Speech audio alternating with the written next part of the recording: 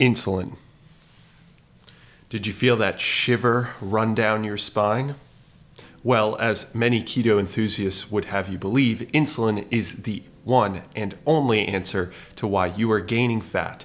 Yet many don't want you to know, or simply aren't aware, there is another factor that may play a fat storage role. And the kicker?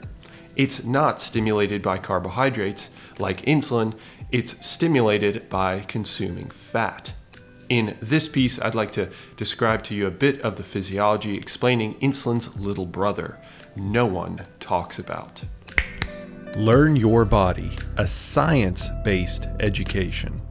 I don't know if calling it a hormone is the right way to describe this protein, this factor.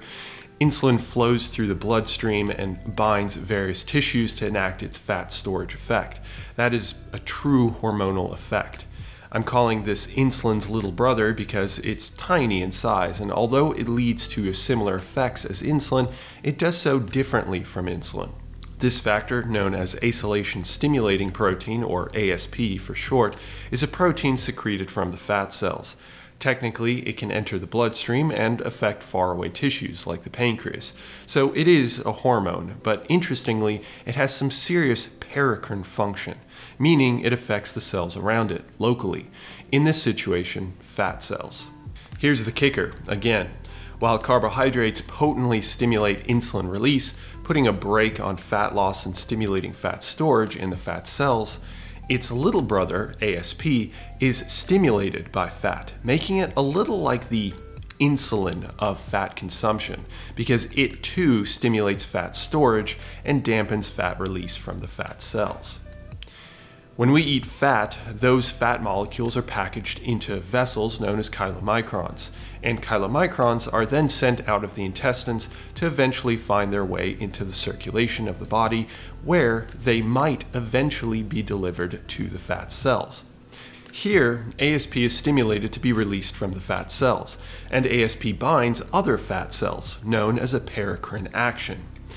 Once it binds, it is known to stimulate the uptake of fat molecules by increasing the activity of fat storage enzymes, like diglyceride acyltransferase, as well as inhibiting the function of fat breakdown enzymes, like hormone-sensitive lipase, which would normally release fat from the fat cells. So it truly is a fat storage hormone, much like insulin, but unique in ways we won't go into here. Still, although I've described some of the physiology behind ASP, don't be fooled into thinking it only has a role in fat storage. We're just focused on that aspect to give people thinking lowering insulin is the only answer to fat loss a bit more to think over and some perspective. But the reality is ASP has effects in a series of ways. In the big picture, carbohydrates aren't the enemy through insulin, just as fats aren't the enemy through ASP. But knowing the context of each without ignoring the other, as so many do when discussing insulin, is vital to a well-educated approach to nutrition and physiology. That said, I hope this bit of information is useful to you, and hopefully you've learned something. If you have, I hope to have the pleasure of speaking with you in the future. Cheers.